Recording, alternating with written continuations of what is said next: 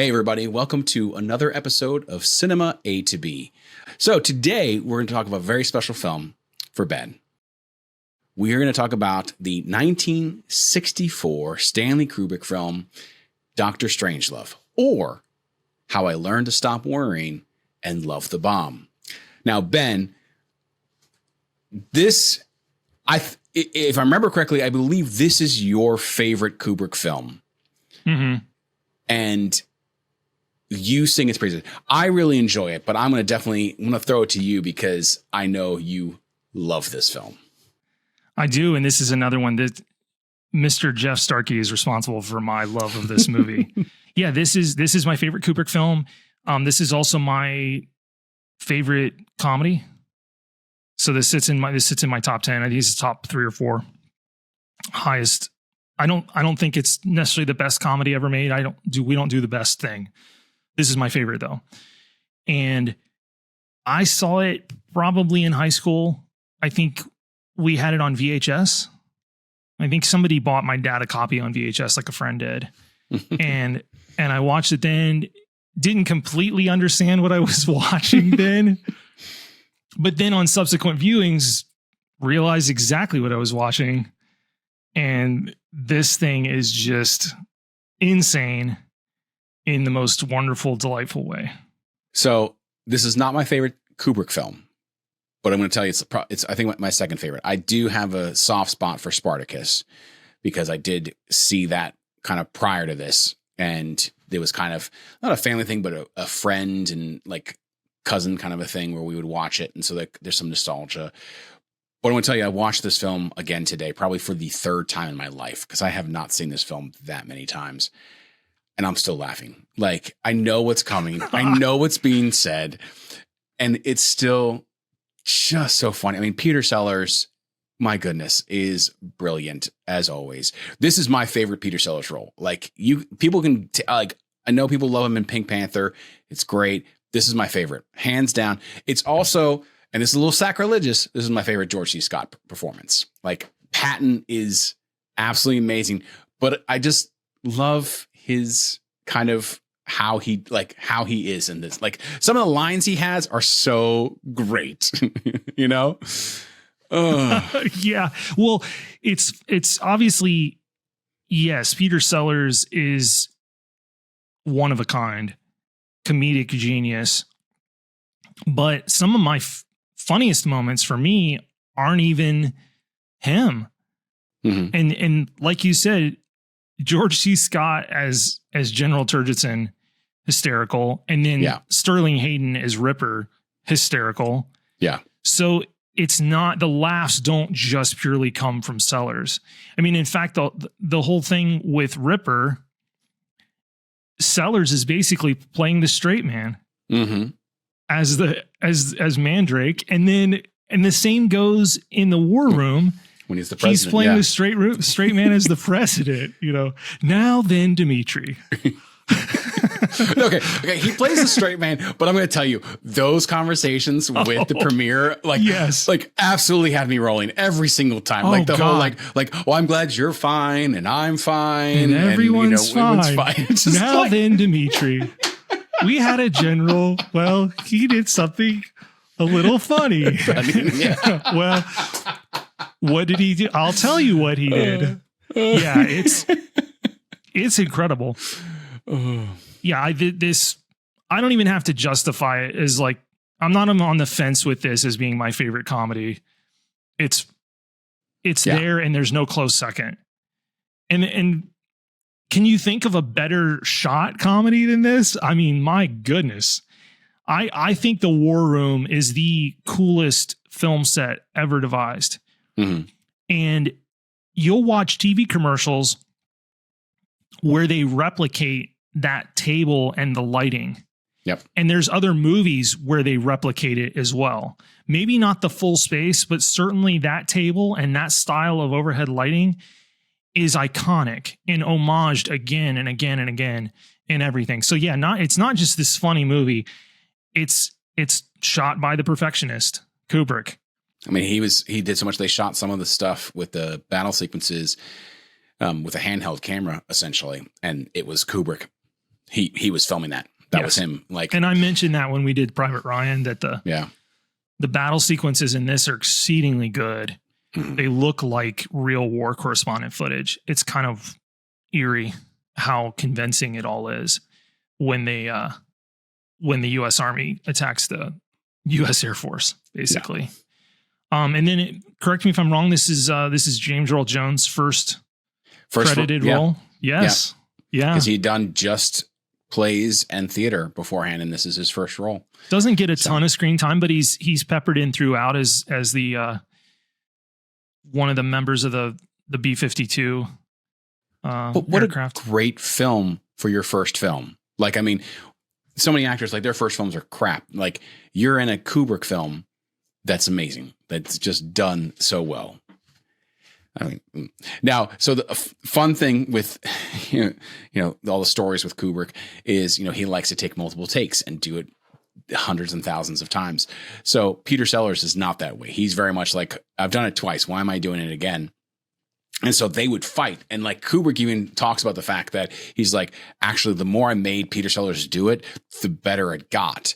But the issue ran into, especially like when he was in the war room, was Peter Sellers kept telling me, he's like, I'm not going to do it the same way more than twice. So if you make me do multiple takes, I'm going to do different stuff. So Kubrick brought in like 6 cameras to shoot, especially when he's the scene as Dr. Strangelove, to shoot it so that way he could get every angle on that one take, just so like he can make sure like, okay, this is the take I want, he's not going to do this again. So he kept like changing things up. And supposedly like there's so many jump cuts in the war room, especially with Dr. Strangelove, because he has the entire cast just dying laughing. There's a scene, I can't remember when exactly, but it's certainly in the war room, and it's Sellers interacting with the Russian ambassador played by Peter Bull. And you can look at Bull and he's about to crack. Like he's real close. He's real close. Like he's holding it in, but you can see he's ready to go. And I can't even imagine trying to deliver lines with Sellers just doing his thing. And obviously this anecdote, but like he was supposed to play more characters. He was supposed to play the character that Kong that went to Slim Pickens, but if I'm not mistaken, he like fell out of the B-52 like cockpit set and like broke his foot or something and couldn't get back up in it. And so they had to recast it, which ultimately ends up working, I think. It almost feels like in retrospect that an additional Sellers character is like a bridge too far. It's because what is he? He plays what, 3? 3. Yeah, he plays the president. He plays Dr. Strangelove and Mandrake. So this is, and as far as I know, this is like one of the OG films for a comedic actor pulling that off. What Eddie Murphy would later kind of go too far with. Just too far. Yeah. So there's a great quote from Stanley Kubrick about that. So Peter Sellers got paid $1 million to be in this film, which was like over 50% of the budget of the film. And so Stanley Kubrick is saying, because I got 3 characters for the price of 6 or something along those lines. Like basically like, it's like I'm paying him so much money and I got 3 characters, but I could have had double that for if I did an individual. $1.8 million budget estimated. And then it grossed 9.5. So it did fine. Not bad. Very fine. Did good. So I'm also glad that, outside of Dr. Strangelove, that Peter Sellers doesn't go completely over, doesn't too much, because it is a satire. So like the whole purpose is to make fun, but then also very much to bring attention to that, hey, this is actually a thing. And whether or not you believe that this movie changed some of the procedures or other, like people were already talking about it, like this movie does say like, oh, we're the reason why the Air Force and the, military changed some of its, procedures so this wouldn't happen. This is brilliant stuff made at the height. Well, yeah, the height of the Cold War. 64. Yeah, definitely. You still had a pretty powerful Soviet Union. Yeah, this is when you have people. That's what's crazy to me, right? We were both born in 81, it's insane to me that this is in theaters, and at the same time, people are building bunkers in their backyards because the threat of nuclear war is so. Yeah, because what year is Cuban Missile Crisis? Ooh, just a few years prior. No, I think Cuban Missile Crisis is 67. Oh, I thought it was earlier than that because it was Kennedy. No, 62. You're right. Yeah, 62. So this is made 2 years after the Cuban Missile Crisis. Like, it's a wonder anybody even went to go see this. Yeah. Well, like, so it was actually supposed to come out in December, or some basically was supposed to come out in 63. But then Kennedy was assassinated, and so they pushed it to 64 because they're like, no one's really want to see a black comedy after our president's just been killed. Oh, so, yeah. Yeah, they moved that around. Purity of essence. Yeah. Purity of essence. I mean, just... I'm sorry. Or like I know this is actually a real thing, but on the Air Force base where it's like peace is our job. Peace is our commitment or something like that. Like whatever it talks about, and then there's just gunfire going off left and right. Like it's just like, again, the satire is very strong. Are you familiar with the fluoridation of water? The fluoridation of water. Even fluoridate ice cream, Mandrake, children's ice cream. He's like, and they're stealing my essence. Yeah. So I just don't give them my essence. I deny them my essence. Oh. I don't want to, I do want to make this entire episode just quoting the film, but we really won't. No, we won't do that too much. There's a lot of really good stuff. I mean, stuff that just made me laugh out loud. Now, obviously this was made in 64. So the plane shots and flying are just absolutely dreadful, terrible. Yeah. But the beginning portions, the opening sequence where it is a refueling, is actually Air Force footage that they got. Yes. So that stuff is actually like real, which is done in a very sexual manner. Yeah, very tongue in cheek. Yeah. Yeah. What's great, one of my favorite anecdotes of this film is in regards to the B-52 Stratofortress.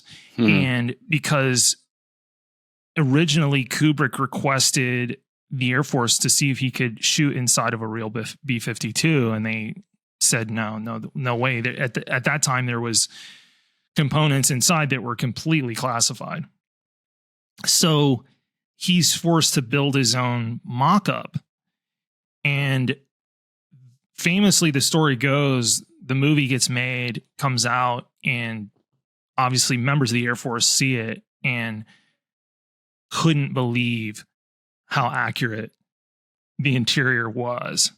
So my guess is he got somebody to squeal and at least draw sketches of the way things looked inside that cockpit. Well, not the cockpit so much as the basically the bomber's station. And yeah.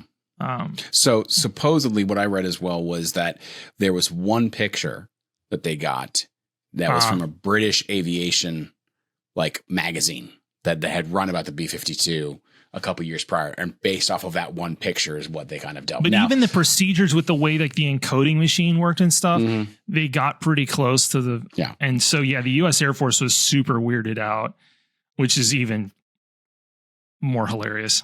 You may know this because I doing some reading some stuff about it, was that supposedly because they shot all the overhead, like the shots of where they put the plane and stuff flying around is all Greenland area. But supposedly when they were flying around taking those shots, they actually flew over a U.S. military air base and then were brought down and like questioned and thinking they were so. Now I can't some of the trivia stuff that I read, but so I was kind of like, this sounds not real, but no, I've never heard that before. Okay, of anything where they had any close calls with anything like that. But I just heard that the Air Force was pretty freaked out once they saw the final cut with how accurate it looked, and then how accurate it was with the way things were operating as far as them basically getting the safeties off of the bombs and cleared for target. And I'm thinking of when Kong's running through that survival kit. Yeah, the prophylactics and have a pretty good weekend in Vegas with all this. So the funny thing with him is everyone thought, well, one, he didn't have a passport, so they wait to get his passport. But of course, that's how he normally talks, and that's how he normally dresses. So James Earl Jones was like, why doesn't he ever break character? Like, he's always in the same outfit. And like, is he method? They're like, oh no, that's just him. Like, he came over in cowboy boots and a cowboy hat, and they're just like, why are you already in your costume? And he's like, no, this is what I wear. Yeah, it's perfect. It's perfect. I mean, a guy who's done a lot of stuff and just has been able to kind of be that character in a lot of different movies. I mean, he was in Blazing Saddles as well. So not playing too different of a character, just that kind of crazy gung-ho kind of cowboyish kind of guy. There are moments, like, even though Sellers plays the straight man in all the scenes, there are moments that just, because he's playing it so straight, that are so absolutely doggone funny. Like when he's trying to make a call to the president, but he's under guard from the guy, and he doesn't have enough change. Yes. And so he's like, hey, do you have 55 cents? Or he's then like asking him to like go to the Coca-Cola machine. The guy's like, well, if you don't get the president, then you're going to have to deal with the Coca-Cola company. Yeah, you're going to have to pay the Coca-Cola company. I mean, that guy's name's like what, Major Bat Guano or something like that? Yeah, something. Yeah. That's what he calls him. It's just Colonel Bat Guano. Yeah. There's just something about it, especially that's great about Kubrick and his films that kind of transcend time a lot. Like going back and watching a lot of his stuff, like it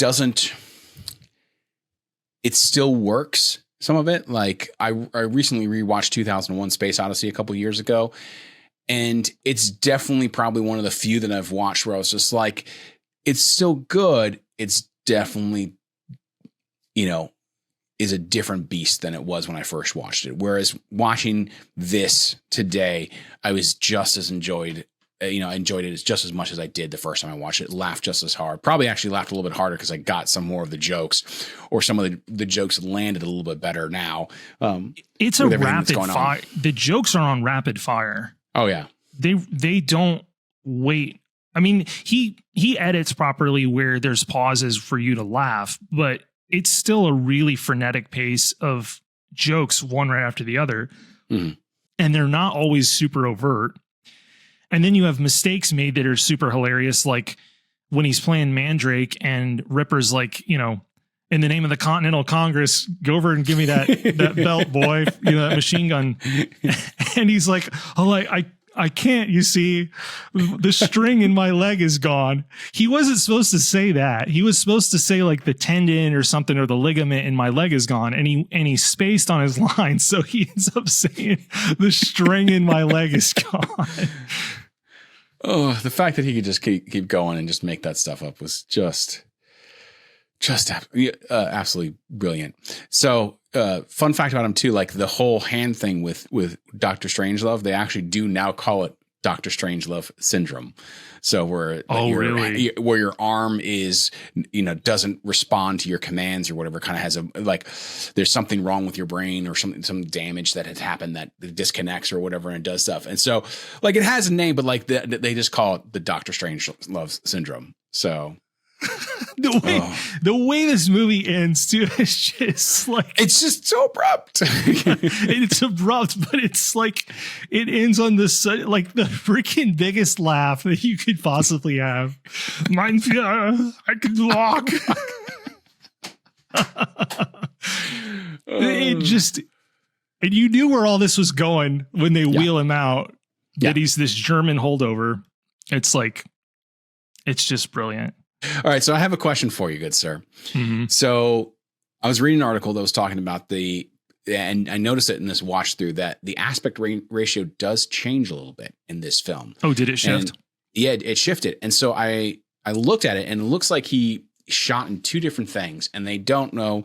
He never talks about whether or not it was on purpose or if it was accidental, but knowing Kubrick, I'm pretty sure it's not. But I think one of them was it's like 133 or something, or 137, and then like 1 4.66, I believe. So Yep. you're right around normal 4.3 standard, but then you're still a little bit less than the normal 16:9. What is it? 178 is the, and I know 235 is extra widescreen, but I think 178 is the aspect ratio for normal.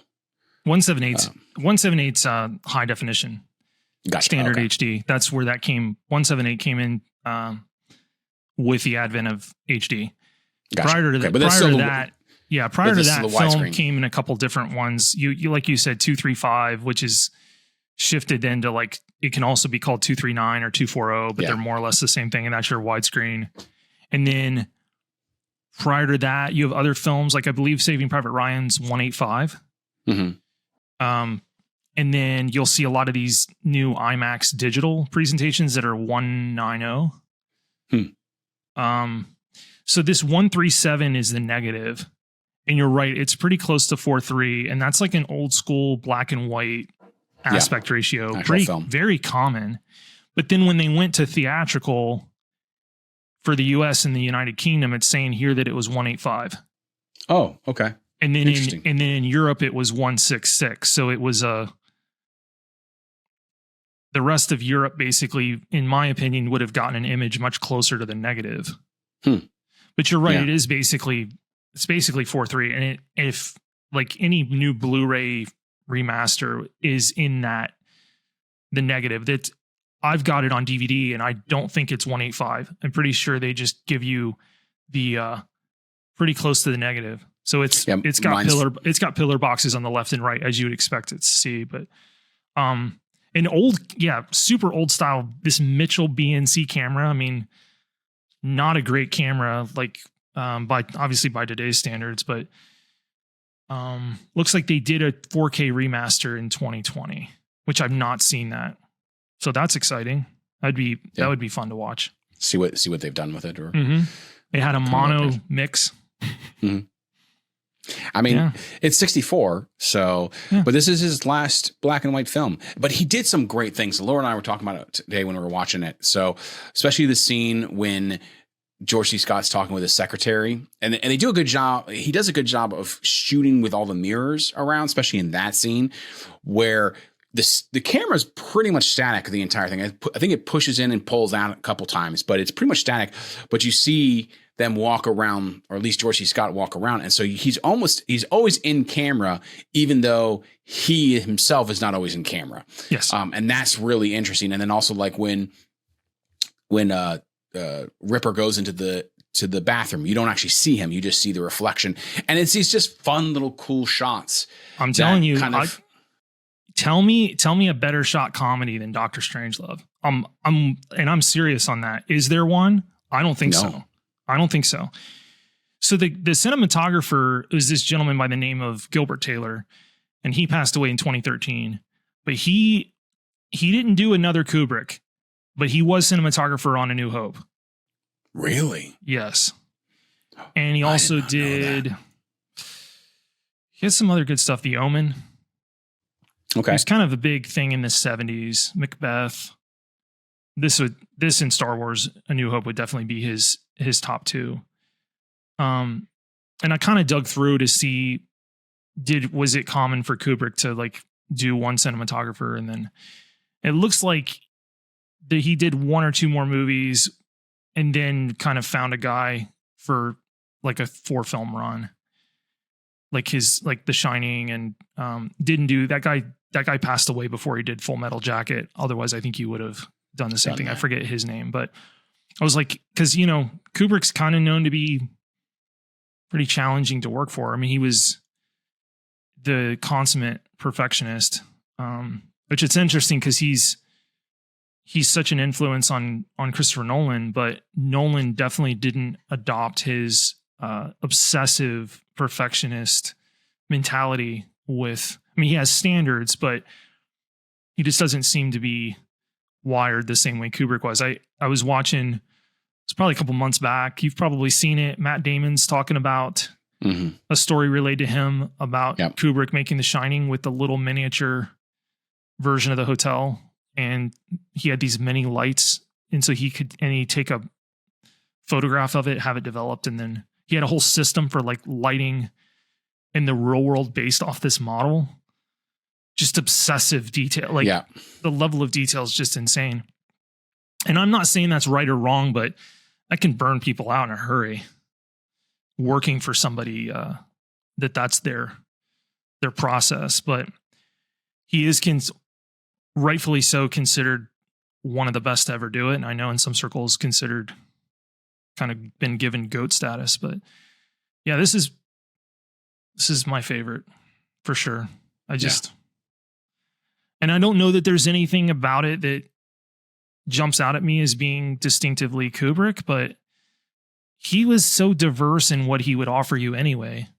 I definitely think his commitment to like high-end cinematography, even within the comedy space, would be the signature. And he also didn't move the camera around a lot unless he had to. And I do love that about Kubrick. In fact, that I miss that now. The camera's constantly moving today. Mm-hmm. It never will sit and kind of give you. It's artistic, Ben. If it's moving, it's artistic. If it's moving, it's giving somebody an additional job. Yeah. So that is true too. Usually. Yeah. No, I mean it's not the camera never moves for him. It's just it's usually super motivated. And yeah, this film's got a good mix of lockdown shots and some nice handheld that you mentioned. And it's wonderful black and white. Yeah. And kind of on the tail end of black and white even being a thing. Yeah, because he had done Paths of Glory, which was also black and white. Obviously, Spartacus was in color. I think this film has aged better because it is in black and white. Mm-hmm. This could have been as simple. I mean, it was an artistic choice, but it would have been much cheaper to make too. To shoot on black and white and have black and white film process, but it still holds up. Like it still looks good, you know. And it's funny as hell. Oh my goodness, it's funny. And sadly, we don't live in a world that's any like much safer from like nuclear exchange. So the absurdity of the whole thing still exists. It still exists. It still resonates. Yeah. I can tell you that it's definitely still resonates. As I sat there and watched it, I was like, oh yeah, this is still a believable story. And we're still flying the B-52 like with no end date. The B-52 is good to go. Yep. I don't know what iteration it's on, but still flying that airplane, which is wild to me. All right. Favorite moment of your favorite comedy? Favorite moment? I don't know. You're really putting me on the spot here. I don't know if I've got a favorite. I'd probably, I would go ahead with the exchange when he's president with Dimitri on the phone. That's but I quote this thing all the time. I'll even do like George C. Scott's like, I'll tell you what you do, old boy, and then slap your stomach.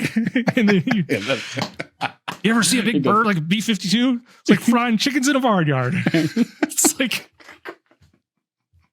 and then his whole, but the exchange now, he's trying to warm up Dimitri, like to break the news that this general's gone completely rogue is hysterical. Like, and the whole movie's funny, but I think that is like the penultimate moment. Well, and the fact that you don't hear Dimitri's side. No. Like you only hearing Sellers. And so Sellers has got to sell it. Like he's actually talking to the guy and like coming across, like it just does such a great job. I gotta say it still made me bust out laughing. I mean, outside of, I agree with you. That's a great moment is just when the president, says to George C. Scott's character is just like, hey, I'm going to bring in the Russian ambassador. And he's like, but he'll see everything. He'll see the big board. And I'm just every time just bust out laughing. Yeah. That whole angle that they give of George C. Scott when he's at the table in the war room is hysterical. It's like, it's from below. Mm-hmm. And you get this like privy view to all his reactions are hysterical. And he's just gnawing on that gum. Yeah. When the plane goes and continues through and he gets super excited, like, yeah, we are always pulled through. He's like, oh, wait, this is a bad thing. Yeah. He doesn't do that switch. Yeah.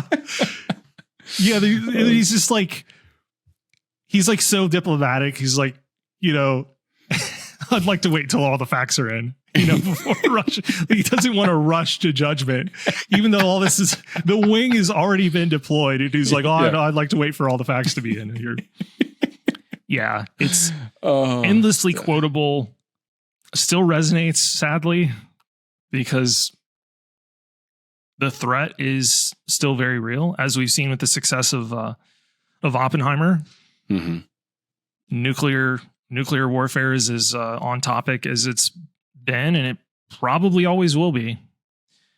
So yeah, this film is hard to put the genie back in the bottle. Aged like a fine wine. And if you consider yourself a cinephile and you've never watched this, you need to. I'm going to take your card away. Well, it's definitely up there. It's considered one of the best comedies of all time, and it's considered one of the best movies of all time as well. I don't know where it ranks, but again, we don't assign what's best. We assign what's our favorite, but I know other people will do that. And it's on many lists. It is, and it's I appreciate it because it is critically acclaimed, but I think this has got good audience appeal too. And you don't have to be some genius to understand the comedy in this, but I'm sure it's not for everybody. Yeah, I mean, on IMDb, it's number 72. Oh wow, it's like an 8.4. So yeah, it's all absurdist irony comedy. Yeah. Well, I'm glad that we got to finally talk about your favorite comedy. So yeah, and is this the first Kubrick film we've discussed on the pod? Yeah, it is. It won't be the last. No, we'll get through his filmography. Yeah, it'll take some time. If anybody's ever wondering, this is a fairly randomized process, as our few listeners can probably surmise.